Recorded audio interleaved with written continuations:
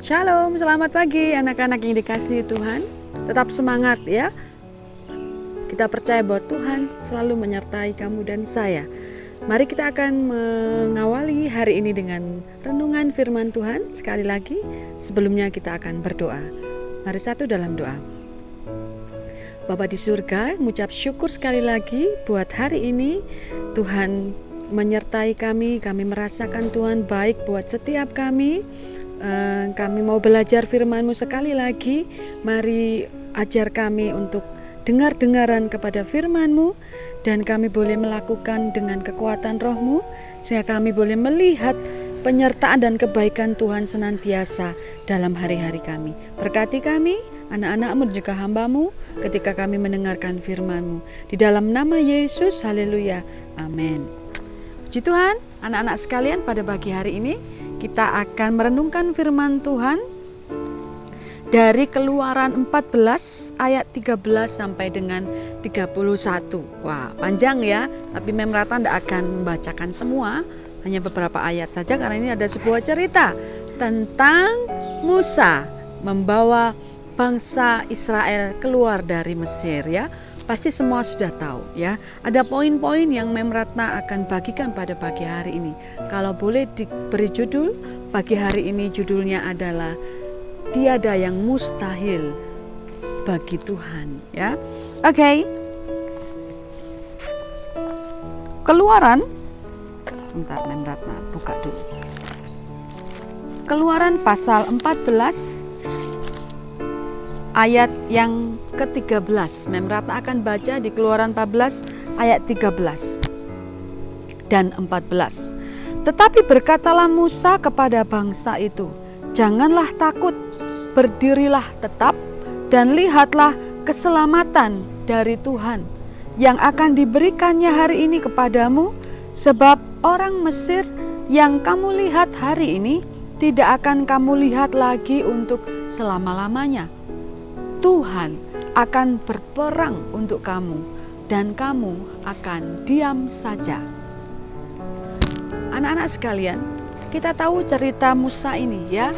Waktu itu Musa diutus Tuhan di Mesir ya. Dia diutus Tuhan untuk menghadap Firaun, untuk membawa keluar bangsa Israel yang ditindas pada waktu itu ya di Mesir. Mereka ditindas karena mereka bertambah banyak, dan pemimpin Mesir waktu itu Firaun berpikir bahwa orang-orang Israel ini kalau dibiarkan tambah lama akan tambah banyak, akan mereka bisa menguasai mereka, karena takut mereka menindas bangsa Israel ini ya.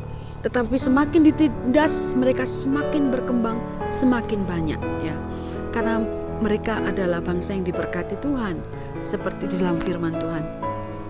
Nah, kita tahu cerita Musa ini ya. Mem Ratna tidak akan cerita di sini. Mem Ratna akan ambil ketika Musa sudah diutus ya. Tidak dari dia lahir, tetapi Mem ambil yang ketika Musa membawa bangsa Israel ini keluar dari Mesir. Teriakan mereka sampai di telinga Tuhan, dan Tuhan utus Musa untuk menghadap Firaun ya. Kita tahu Firaun ini pertama kali tidak mengizinkan ya. Dia tidak rela bangsa Israel keluar dari tanah Mesir ya. Kemudian Tuhan memberikan berapa tulah anak-anak?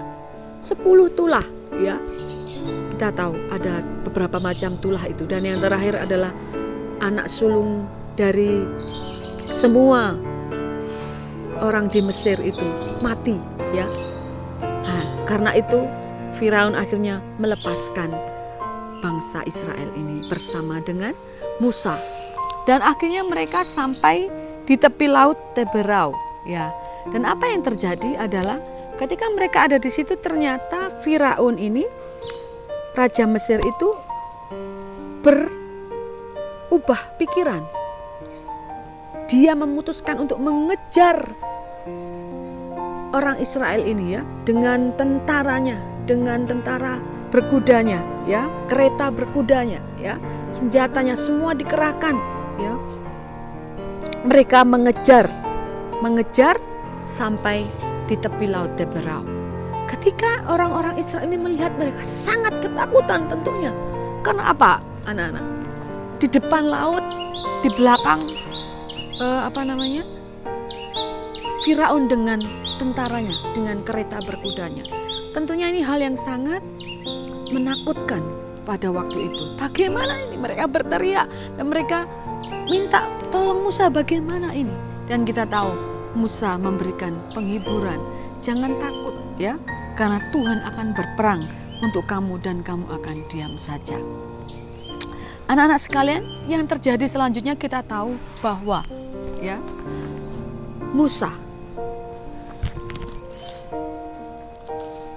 diberikan firman oleh Tuhan, ya, dia berseru juga kepada Tuhan. Tuhan, kalau boleh Mem Ratna terjemahkan dalam bahasa sehari-hari, gimana ini Tuhan, ya? Akhirnya Tuhan ngomong, angkat itu tongkatmu, ya, diangkat tongkatnya. Di ayat selanjutnya kalau kalian baca, ya, kalau kalian baca, Tuhan memerintahkan Musa untuk mengulurkan tangannya ke laut Teberau, dan akhirnya laut Teberau itu terkuak, ya, sehingga terbentuklah jalan kering yang bisa dilalui. Luar biasa, kalau kalian mau melihat filmnya ada ya, bagus sekali ya. Selama-malaman dengan memanfaatkan angin ya, Tuhan menguakkan laut Teberau itu menjadi dua. Wah, itu dahsyat sekali ya. Anak-anak, kalau Mem Ratna membayangkan dan sudah melihat filmnya, dan akhirnya mereka bisa lewat di tengah-tengahnya. Anak-anak bersukacita mereka, wah, mungkin dahsyat sekali waktu itu, luar biasa ya. Mereka akhirnya lari, mungkin berbondong-bondong ya, melewati laut Teberau itu. Dan kita tahu Firaun dan tentaranya juga menyusul mereka. Tapi ketika mereka sudah sampai di seberang, kemudian Musa mengulurkan kembali tongkatnya dan laut itu kembali menjadi satu dan Firaun beserta tentaranya tenggelam semuanya. Nah, anak-anak sekalian, kita melihat bahwa luar biasa waktu itu ya, pekerjaan Tuhan dahsyat dan ajaib dan terpampang nyata ya di depan orang-orang zaman itu. Nah, pertanyaannya, apakah sekarang pun Tuhan masih mengerjakan sesuatu yang hebat kayak begini ya? Jawabannya masih, anak-anak ya. Masih bisa ya. Apakah kita bisa melihat keajaiban Tuhan? Masih. Mungkin di dalam hal yang berbeda ya. Masih ya. Tuhan masih mengerjakan keajaiban sampai saat ini ya. Hanya saja mungkin kita mungkin yang nggak pernah lihat, gimana sih? Apakah Tuhan nyata? Nyata kalau kita mau percaya ya. Mari kita lihat bagaimana sih cara melihat kebaikan, keajaiban, kebesaran Tuhan ya saat-saat ini. Bagaimana caranya? Kita akan belajar dari peristiwa Musa ini. Ada 3 hal yang mempelajari. Yang pertama adalah jangan takut. Nah, firman Tuhan tadi katakan, Musa mengatakan kepada bangsa Israel, jangan takut. Nah, yang pertama, kita tidak boleh takut. Lawan katanya adalah percaya. Lawan kata dari takut adalah percaya ya. Jadi kita harus percaya ya. Jangan takut, percaya. Yohanes 11 ayat 40 mengatakan, bukankah sudah kukatakan kepadamu, jikalau engkau percaya, engkau akan melihat kemuliaan Allah. Anak-anak, kalau kita percaya kepada Tuhan sungguh-sungguh, kita akan melihat keajaiban-keajaibannya ya. Banyak hal ya, Mem Ratna mengalami banyak juga keajaiban Tuhan dalam kehidupan Mem Ratna. Next time akan Mem Ratna ceritakan, karena waktu yang pasti engkau dan saya akan melihat kebaikan Tuhan kalau percaya. Yang kedua, anak-anak, mendengarkan suaranya ya. Musa dan bangsa Israel melihat keajaiban Tuhan karena ada satu sosok pribadi ini, Musa. Dia peka, dia mendengar suara Tuhan. Mungkin hari-hari ini pertanyaannya, gimana cara mendengar firman Tuhan? Suara Tuhan. Apakah Tuhan berbicara di surga? Wah. Bisa saja Tuhan berbicara, halo anakku, bisa saja. Tetapi lebih hari-hari ini Tuhan berbicara, yaitu melalui firman-Nya dan roh-Nya, ya. Kita mendengarkan suara Tuhan melalui firman Tuhan yang kita dengar hari lepas hari. Tuhan berbicara melalui firman Tuhan yang disampaikan oleh siapapun, ya.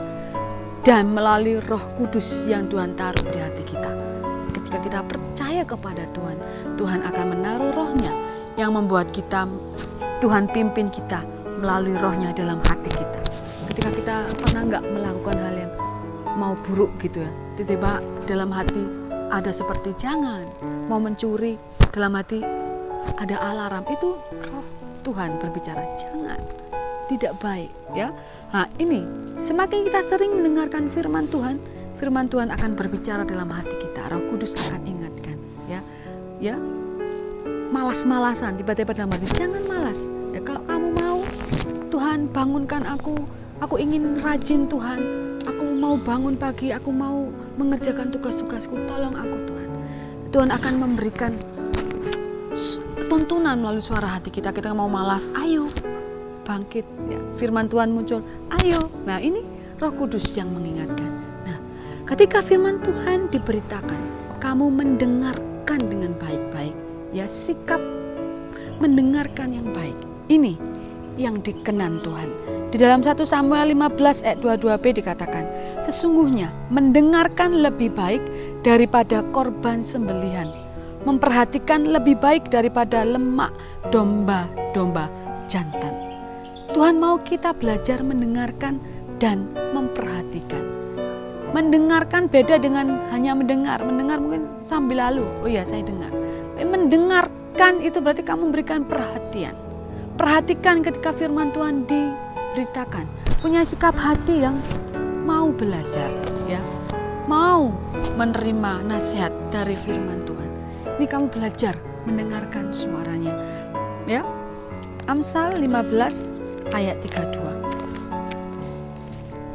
Demikian firman Tuhan. Siapa mengabaikan didikan membuang dirinya sendiri, tetapi siapa mendengarkan teguran memperoleh akal budi. Ketika kita mendengarkan baik-baik, berarti kita memberikan perhatian dan tidak mengabaikan, ya. Anak-anak, mari kita belajar mendengarkan suara Tuhan, ya. Yang ketiga adalah apa yang dilakukan Musa ketika dia mendengar firman Tuhan adalah T-A-A-T, taat, ya. T-A-A-T, taat, T-A-A-T, taat, T-A-A-T, taat, taat. Dengar firman Tuhan, ya. Dia taat melakukan apa yang Tuhan firmankan. Dan apa yang terjadi? Keajaiban terjadi. Bayangkan kalau Musa tidak melakukan, dia ragu. Masa iya? Mau ngapain Tuhan? Kok aku disuruh mengulurkan tanganku ke laut? Mau apa? Kalau dia banyak bertanya, dia banyak kebimbangan, mungkin tidak akan terjadi apa-apa. Tapi karena dia taat, maka sesuatu yang besar terjadi. Nah, 3 hal ini anak-anak, mari kita lakukan. Maka engkau dan saya akan melihat kebaikan-kebaikan Tuhan yang luar biasa. Apa yang pertama? Yaitu jangan takut tapi percaya kepada Tuhan. Yang kedua, belajar mendengarkan suaranya melalui firman Tuhan dan Roh Kudus dalam hati kita. Dan yang ketiga adalah taat. Kerjakan, just do it, ya. Kerjakan apa yang Tuhan firmankan, maka kamu dan saya akan melihat keajaiban Tuhan. Kalau sulit taat bagaimana, Mem? Asal kamu mau saja. Firman Tuhan katakan Tuhan akan berikan rohnya untuk memberikan kamu kekuatan mengerjakannya. Berdoa, Tuhan berikan aku kekuatan, berikan aku pertolongan untuk aku bisa taat. Tuhan akan berikan anugerahnya kepada kamu dan saya untuk mengerjakan semua yang baik sesuai firman Tuhan. Amin. Puji Tuhan, kiranya menjadi berkat. Mari kita berdoa. Terima kasih Bapak buat pagi hari ini. Tidak ada yang mustahil bagi Tuhan dalam kehidupan kami. Dan juga tidak ada yang mustahil buat kami yang mempercayai Tuhan. Ada banyak mungkin permasalahan yang boleh kami hadapi, tapi selama kami tidak takut, kami percaya kepada Tuhan. Selama kami memperhatikan, mendengarkan baik-baik firman Tuhan dan Roh Kudus, pimpinan Roh Kudus, dan selama kami mau taat, kami akan melihat pertolongan Tuhan, kami akan melihat mujizat dan kebaikan Tuhan, kami akan melihat kebesaran Tuhan dalam kami. Mari bukakan mata rohani anak-anak kami juga, hamba-Mu, supaya kami boleh melihat Tuhan tetap ada dan menyertai setiap kami, terkhusus di musim pandemi ini. Kami percaya Tuhan hebat buat kami. Terima kasih Bapak, berkati anak-anak dan Bapak Ibu guru sepanjang hari ini. Biarlah kami semua boleh menikmati kebaikan Tuhan sepanjang hari ini. Di dalam nama Yesus, haleluya, amin. Terima kasih, Tuhan memberkati.